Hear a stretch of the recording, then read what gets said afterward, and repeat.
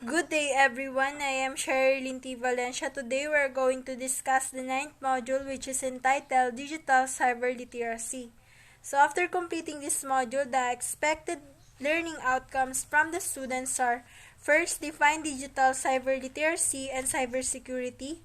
Second, elaborate on cyber citizenship. Third, determine the etiquette and safety use.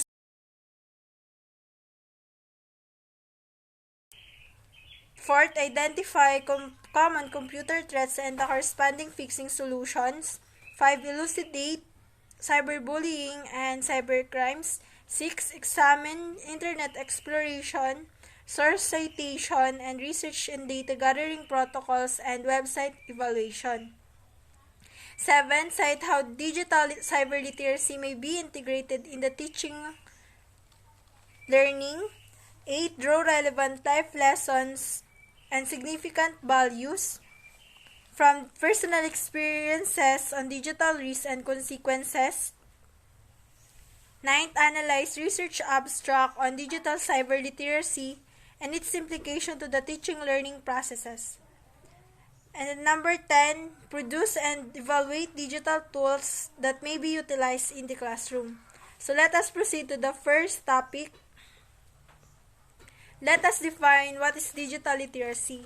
So according to Wikipedia, digital literacy is a set of competencies required for full participation in society that includes knowledge, skills, and behaviors involving the effective use of digital devices for purposes of communication, expression, collaboration, and advocacy.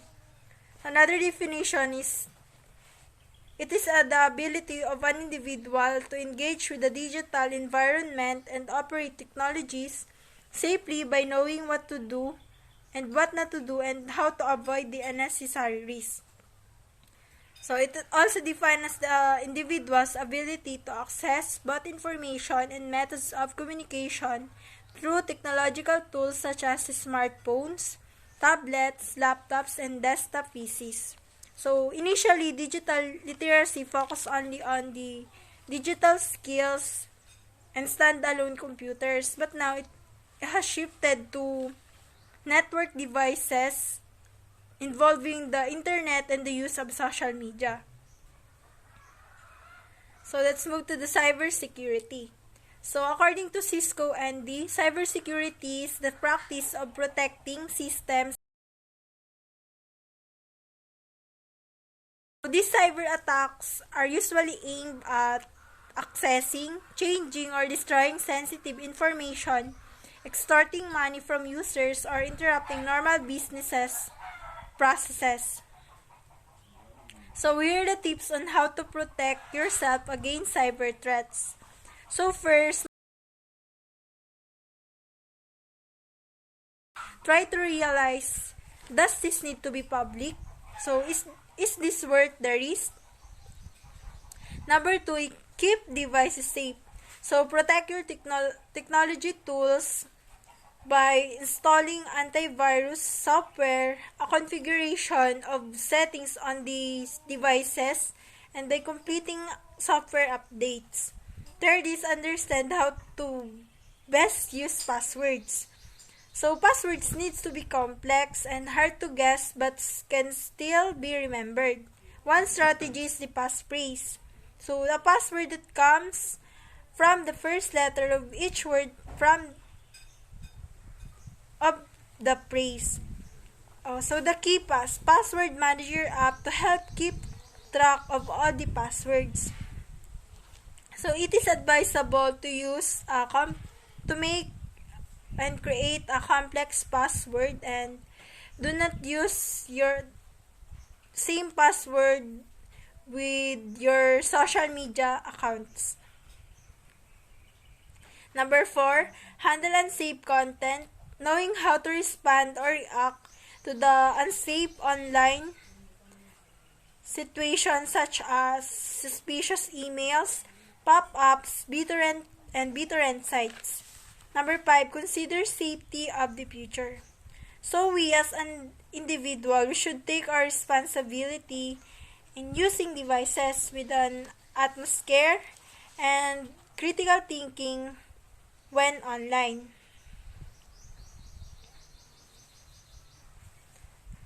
Now, let's define the cyber citizenship. So, citizenship is an old value that is now applied in a new medium, which is the internet. So, it refers to being responsible when using the internet, a character and moral, it associated with responsibilities and consequences, a manners and etiquette on the web. So, here are the ways on how to be a good cyber citizen.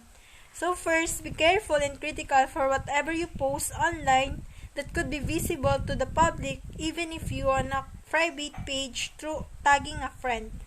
Second, if you have a problem with someone, go to that person on an adult to help you work it out instead of posting your expressions online.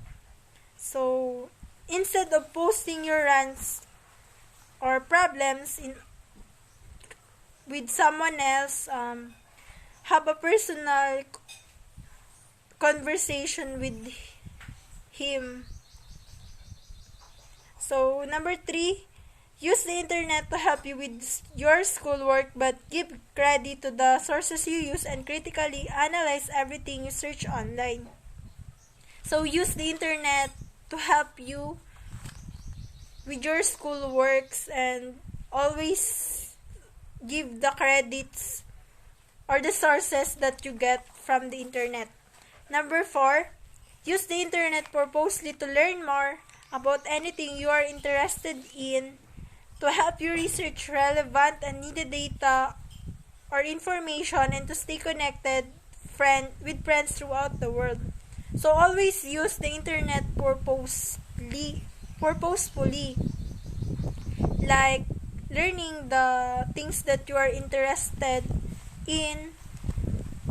And number 5, make sure you verify an information before you share it or use it in a project and check an accuracy and truth in the information you search on the web.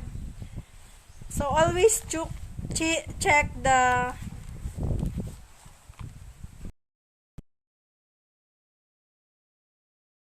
and always verify the information before you share or use it. Number 6,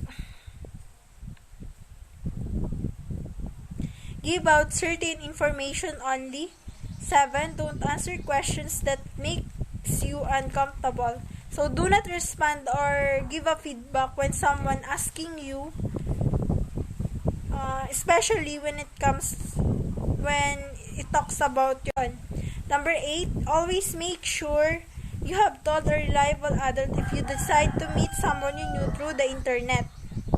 Number 9, always be aware of the copyright laws and give credit to whom an article or a part of its due. So always be aware of the copyright laws. So we should be mindful when it comes to copyright laws. Number 10, use only the computers that you are allowed to use and avoid hacking. So there are 5 importance of cyber citizenship. First, it keeps the internet free from hurtful statements. Second, it creates a culture of more reliable information. Third, it gives provisions for people to be given credit for what they have created. Fourth, more criminals or bullies can be caught when kids are honest and talk to adults. Number 5, it keeps information private. So here are the proper netiquette or rules. So first, make sure you have the correct address with proper spelling, correct link, and you are sending the information to the right person doing it online. Second, check information before sending or posting any message and avoid false statements, information on the web, or forwarding junk mail or chain letters to family or friends. So, always check the information before posting or sending a message and always avoid false statements. Third, read what you wrote to make sure it is what you want to say and the other person would interpret it in the same way. Number 4, keep your comments clean and don't confront others online or say anything that could be hurtful for them.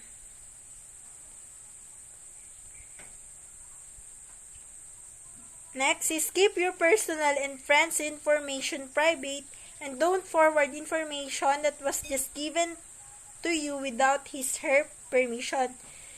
So you don't need to share your personal information without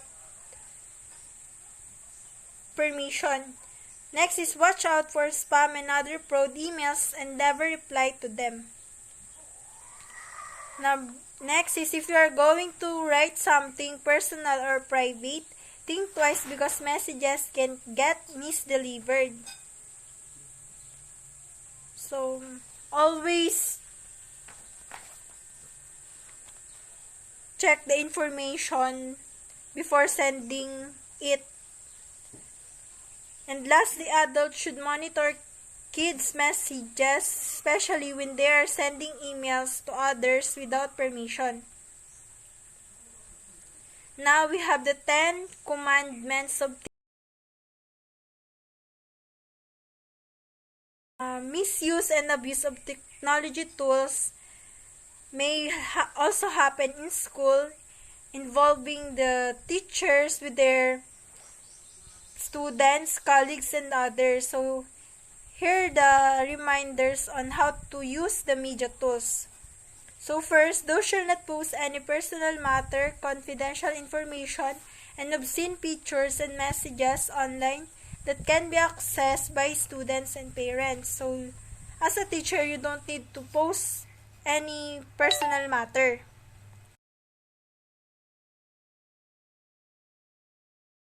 Second, those shall not respond or thread to any personal message created by students online other than those school related.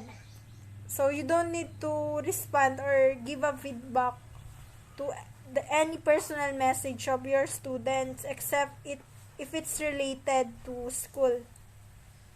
Number 3, those shall not lend or let students access your cell phone. So you don't need to lend or give your cell phone to your students. Number 4, those shall not give our email password to students. So, we don't need to give our password because it is our privacy and it contains our personal information or data. Number 5, those shall not use concepts and information and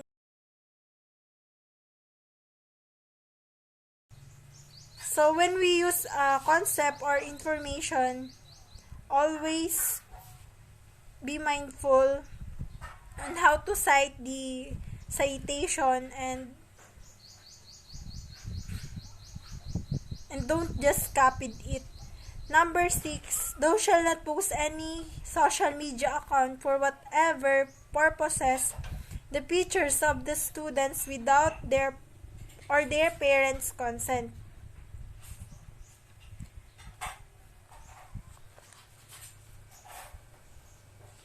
Number 7, thou shall not express sentiments, disappointments, and disagreements against superiors, colleagues, and students and their parents using their social media accounts.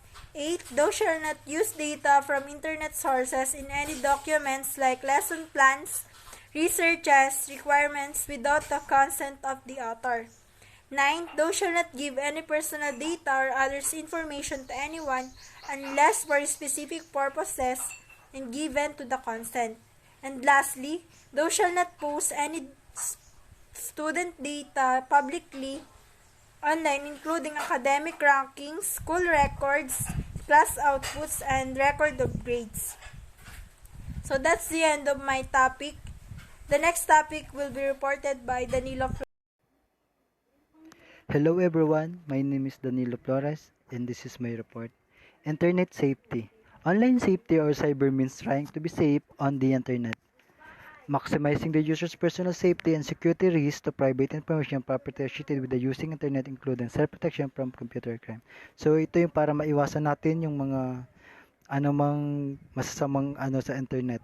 Para maiwasan natin yung pagkasira ng ating computer at o kaya hindi tayo mabully or cyberbully or cybercrime, hindi tayo makommit sa ganong mga pangyayari.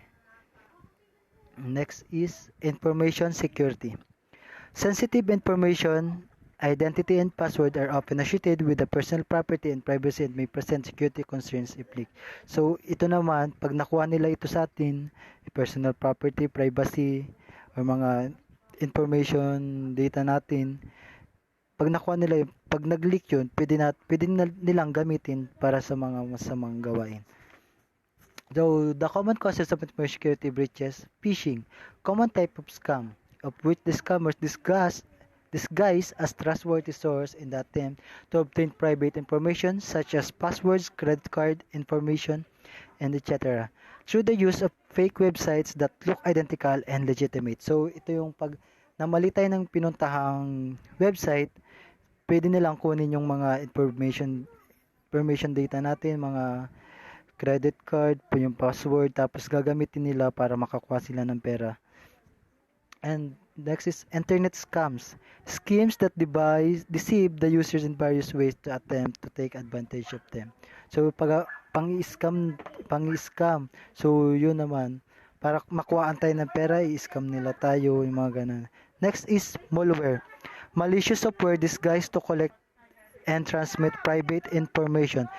Makalagay ng mga virus, tapos paglagay ng mga virus, tapos yun, makukuha na nila yung mga private information natin. And next is personalized safety and threats. Being grabbed by malicious users or bad intent. So ito pag nakuha nila, gagamitin nila sa mga masasamang gawain. Common threats to personal safety. Number 1, cyber stalking. Use of internet to other electronic means to stalk or harass an individual, group, or organization through the false accusation, defamation, slander, and libel. Intentional monitoring, identity threats, vandalism, solicitation for sex, or gathering information that may use to threaten, embarrass, and harass. So, ito para maharas tayo or pagbantaan tayo, cyberstalking, pagbabanta sa atin. Cyberstalking naman tatawag yan. Cyberbullying. Use of electronic means such as instant messaging, social media, email, and other forms of online communication with the intent to abuse, intimidate, or harm an individual or group. So, cyberbullying, yung pagbubully sa atin gamit ang internet. Mamaya mayroon tayo paliwanag dito. Number 3 is online predation. Act of engaging an underage minor into inappropriate sexual relationship through the internet. So, there are 3 types of online predation behavior characteristics. First is manipulative or child monitor. Yung pagmumulas siya sa mga bata, paggamit ng mga bata para sa mga porno, yung ganun, yung para isend nila sa mga foreigner. Letter B is opportunist or rapist. And letter C, coercive, both rapist and molesters. Yung pinagsamang rapist tapos pagmumulas siya sa mga bata. And number 4, obscene, offensive content contains material that may deem offensive, distressful, which may open to bid of the user's liking. So, yung pag-post ng mga picture natin na hindi ka nais-nais sa internet. And sextortion, use of webcams, flirting, and cybersex. So, sa sextortion, yung paggamit ng yung mga webcams, tapos parang body show, yung mga ganun. So, next is computer threats and fixing solutions. The realm of IT security professionals in computer security has become an issue and concern for many people by Onan 2014. Refers to anything that has the potential to cause serious harm to computer system. Parang ito yung pwedeng makasira or pwedeng makakos ng anumang kasisira ng computer natin. It can cause serious damage and can lead to attacks on computer system and network. So, pwedeng maging attack para masira or pasukin ng virus ang ating computer system. Cybercrime, becoming alarming in the life of any individual and the organization has the intent to steal information that they can steal or trade, such as financial details, credit card information, personal details, or any other information using computer network. So, cybercrime ito yung paggawa ng crime na nagagamitin nila yung computer sa pagnanakaw ng ating mga financial details, credit card, mga personal information, and other. Next is, there are ways to ensure that computer network can be protected. So, dito paano nga ba yung mga ways para maprotektahan natin ang ating mga computer? First is, install antivirus software. So, dapat lahat ng computer natin, laptops or cellphones ay may antivirus software para hindi agad-agad mapasok ng kung ano mang kumakalat na virus sa mga system. Ensure that the antivirus software is up to date. So, dapat updated ang ating antivirus para sigurado tayong hindi talaga mapapasok ang ating system. Number 3, employ a firewall to protect networks. 4, filter all email traffic. Number 5, educate all users to be careful of suspicious emails. Number 6, scan internet downloads. Number 7 is do not program the unknown origin. 8, implement a vulnerability management system. 9, make regular backups of critical data. Number 10, develop an information security policy. 11, monitor logs and systems. Number 12, develop an incident response plan. Number 13, and last, restrict end users access to the system. So, next is cyberbullying.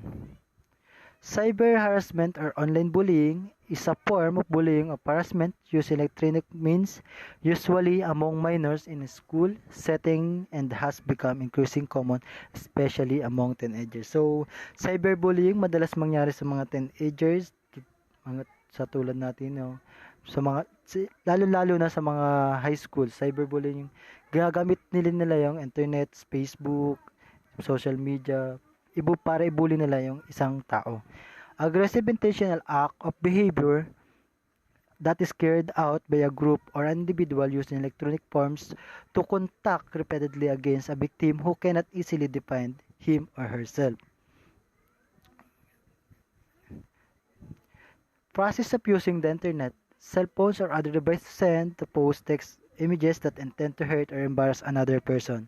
The National Crime Prevention Council. So, sabi dito para ang ginagawa doon nila, nagsasend sila ng mga picture na hindi ka nais-nais para masaktan nila tayo. So, yun, cyberbullying, matatawag din natin cyberbullying. Doxing, cyberbullies may disclose victim personal data on websites or forums. Next is cyberbullying types. Letter A, internet trolling. Common form of bullying over the internet in an online community to elicit a reaction, disrupt your attention, provoke, and offend others. Letter B, cyberstalking. Form of bullying or harassment that use electronic communication to stalk a victim and pose a credible threat to harass him or her. Sa internet trolling, so dito yung pagbo-browse na internet reaction para ma-offend yung iba. So, sa cyberstalking naman, harassment use electronic communication to victims of post credible to harass him. So, dito yung paghaharas sa isang tao gamit ang mga social media. So, next is implications of bullying in school. Schools should initiate various anti-bullying programs and campaigns to protect students from being threatened or victimized by such offense. So, dapat lahat daw ng school ay may mga programa or mga campaign para sa mga estudyante para maiwasan ang bullying, lalo lang ang cyberbullying. So, dapat ang school ay mag-conduct ng mga seminars or even webinar para ma-aware or maiwasan ng mga estudyante ang bullying sa school. Kasi common common na nangyayari ang bullying sa school lalo na sa mga barka sa grupo tapos mayroon silang aanhing tao, ibubuli na tao. So next is cybercrime. Cybercrime. Abbas define as cybercrime as any criminal activity carried out using the computers or on the internet. So cybercrime nga paggawa ng crime na gamit ay internet. A crime with a computer as the object of the crime is used as a tool to commit an offense. So computer ang parang tools sa paggamit ng crime or parang ito yung ang tawag doon, yung dahilan para gumawa ng isang krimen ang isang tao. So types of cybercrime. Letter A, one-off crimes, installing viruses and steals personal data. So, pag-install ng virus at kuhain lahat ng information about sa atin, tas gagamitin nila sa mga maling paraan. Letter B, ongoing crimes, cyberbullying, extortion, distributing child pornography, organizing terrorist attack. So, ongoing crimes, kasalukuyan pa rin nangyayari yung cyberbullying, extortion, distributing child pornography, yung paggagamit ng mga bata para kumita or next, at organizing terrorist attack. So, pag-organize para atakin ang isang lugar. A crime practiced by those who have technological skill and use the internet to achieve their bad motive. So, dito is, ang gumagawa daw nito yung mga magagaling sa computer, sa technology, para magtagumpay sila sa kanilang mga masamang intention. So, next is cybercrime activities.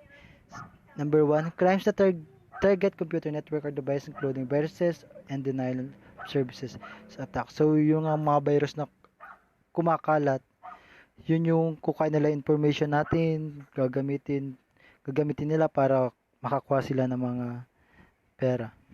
Crimes that use computer network to advance other criminal activities. So, yun na nga, gagamit sila ng computer para maging advance sila sa pag-iisip or para magawa nila yung mga criminal activities. And next is surfing the web. On surfing the web, there are 3 key factors in surfing the web. Most surfing sessions start with the user-targeted keywords about the subject and to a search engine. Number 2, good strategies for searching the web include writing research questions, extracting keywords from the questions and typing them into a search engine using synonyms if the keywords do not bring up desired results, keeping track of keywords in synonym use and recording the results of search. Number 3, last, always be cautious about the information shared online in the visiting website. Let's talk about the assessing credibility. Different websites accessible on the web can make the job of researchers very challenging. Carefully evaluate the information searched online. Consider the credibility or trustworthiness and reliability of one content before taking it. There are 2 types of websites: informational websites and commercial websites. Informational websites usually strive to offer credible content to users, while websites usually strive to offer credible content to users. Next is commercial websites. It presents inaccurate information in order to see something. Checklist of credibility criteria. We have 6 important aspects, which is author, date, purpose, contact, fact versus opinion, and URL. First one is author. Check the credential of the author, the company or the expert, and determine the qualification to provide information on the subject being researched. See the About page if it is available. Date. Look for copyright information at the bottom of the website's homepage. Purpose. Analyze the goals of the website to determine if it is informational or an advertisement site. Contact. Most credible websites list down contact information such as telephone number, email address, or mailing address so that users may get in touch if they have questions. Fact versus opinion. When doing research for a school paper, Go to the sites that present factual information provided by experts rather than opinion. Be on the lookout for biases too. The last one is URL. The URL may look like ending in edu, gov, org, .com, or net. Now, I'm going to show you the common credible URLs. 1. When encountering a URL, look at the letters that appears after the dot. Example, www.whitehouse.gov. And that is called the top level domain. Number 2. Websites ending in gov are government-based websites which generally can be trusted to provide credible statistical information, article on many different topics, and government news. Number 3. Websites ending in edu are the website of educational institutions such as college and universities that usually offer a variety of credible data, especially about the school's operations and research. And number 4, websites ending in org are the websites of organizations.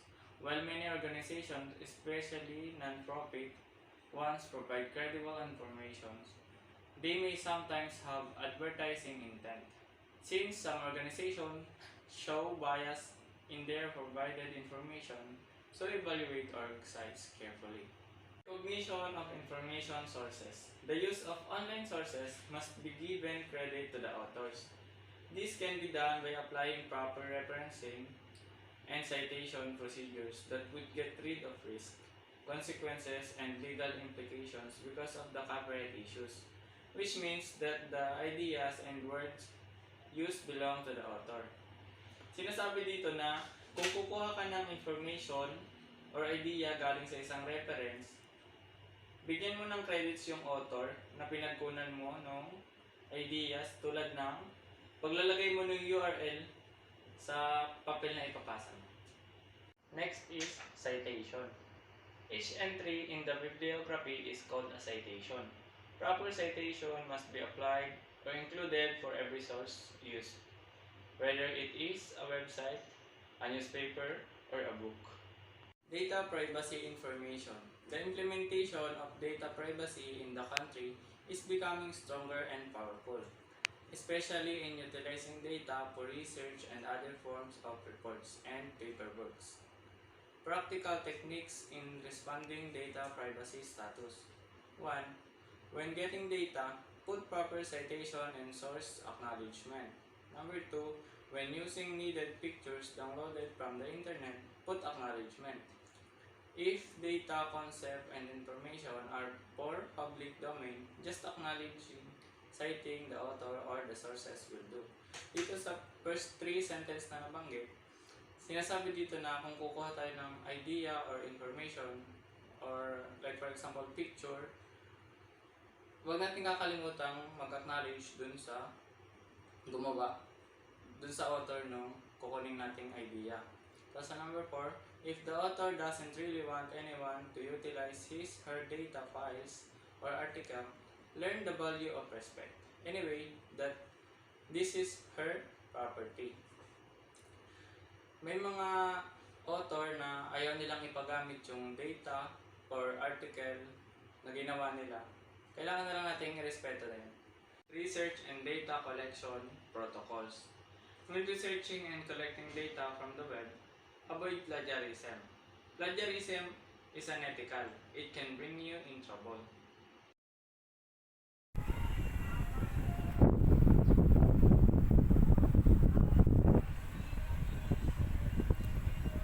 Ten types of plagiarism. Clone plagiarism, identical copying, or copying another word without any change and claims as his or her own work. Remix plagiarism, collecting information from various resources and mixing all together as a single document, then claiming the work as their own work. Control-C plagiarism, when a significant portion of the text copied from any single source without any alteration in the written document. Hybrid plagiarism, perfectly cited source documents are copied and arrange as a new document without citation. Find place plagiarism is changing the most common keywords and phrases in the copied content but not making any changes in the essential document.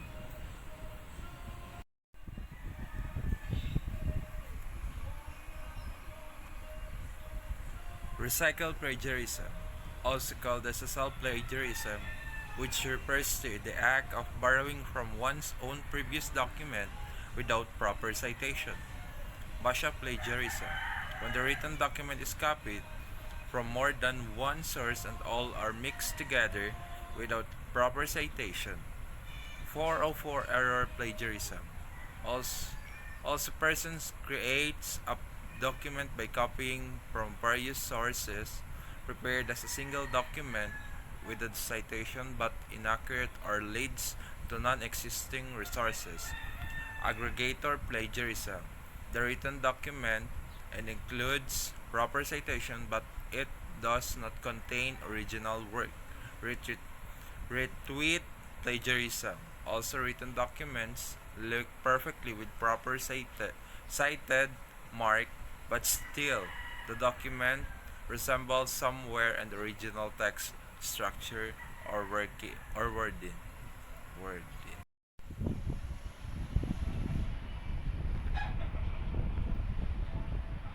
How to evaluate the website.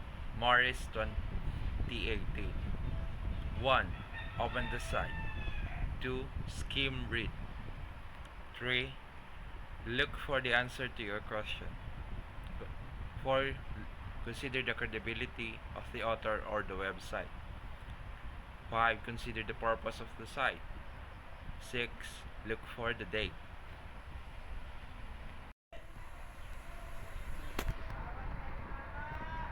Integrating digital or cyber literacy into the curriculum. Use interactive whiteboard to design and deliver lessons. Use Promethean and add smart notebook where the teacher created lessons if you are not yet capable of designing your own. Allow the students to maintain blogs, wikis, web pages related to their learning. Engage in email or video chat exchanges with the students. Utilize storytelling media to allow students to create and publish stories. Set up a blog site, Facebook page, Yahoo or Google group, and post weekly discussion questions for the students to respond. Use video cameras to dramatize stories, record scientific experiments, and expose students to video editing software to create video production of learning.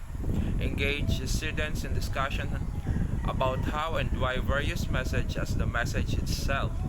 Thinking critically about the medium used to represent a message is as important as the message itself. Require e-portfolio that would compile their output, projects, messages, and photo documents online.